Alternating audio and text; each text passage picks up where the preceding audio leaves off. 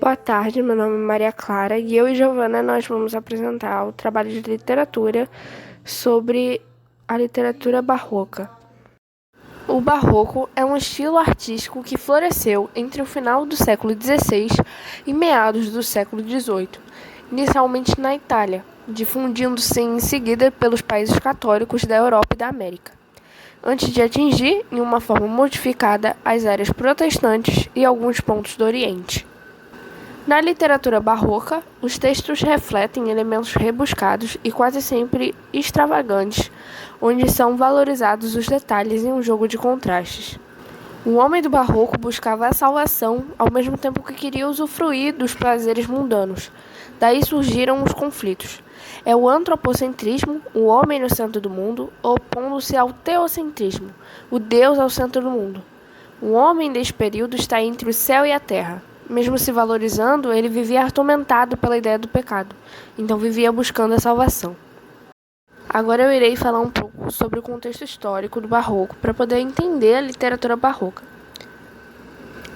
Após o Concílio de Trento, realizado entre os anos 1545 e 1563, e que teve como consequência de uma grande reformulação do catolicismo, em resposta à reforma protestante, a disciplina e a autoridade da Igreja de Roma foram restauradas, estabelecendo-se a divisão da cristandade entre protestantes e católicos.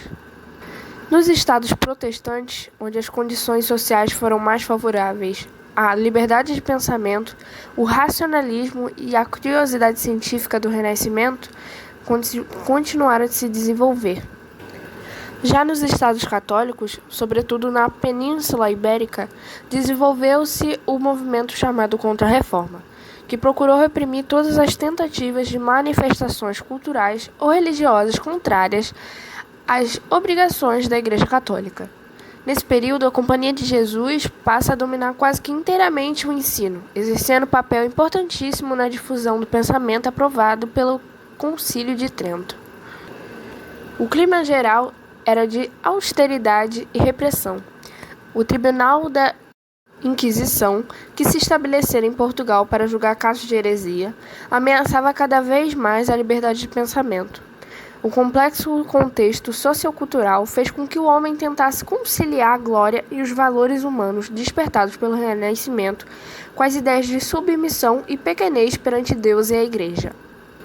Ao antropocentrismo renascentista, a valorização do homem, opôs-se o teocentrismo, Deus como centro de tudo, inspirado nas tradições medievais.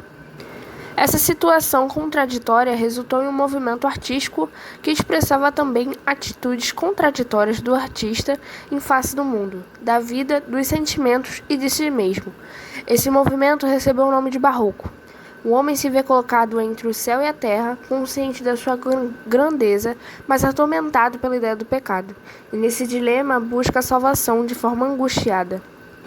Os sentimentos se exaltam, as paixões não são mais controladas pela razão, e o desejo de exprimir esses estados da alma vai se realizar por meio de antíteses, paradoxos e interrogações. Essa oscilação que leva o homem do céu ao inferno, que mostra sua dimensão carnal e espiritual, é uma das principais características da literatura barroca. Os escritores barrocos abusam do jogo de palavras, o cultismo, e do jogo de ideias ou conceitos, conceptismo. Temas que são frequentes na literatura barroca são a fugacidade da vida e instabilidade das coisas, morte, expressão máxima ou efemeridade das coisas, misticismo, erotismo, apelo à religião, arrependimento e entre outras. Boa tarde, meu nome é Giovana. Eu vou falar as características do barroco. As principais características barrocas são: dualismo.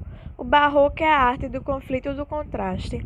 Reflete a intensificação do bifrontismo, o homem dividido entre a herança religiosa e mística medieval e o espírito humanista racionalista do Renascimento. É a expressão do contraste entre as grandes forças reguladoras da existência humana: fé versus razão, corpo versus alma, Deus versus diabo, vida versus morte e etc. Esse contraste será visível em toda a produção barroca. É frequente o jogo o contraste de imagens, de palavras e de conceitos.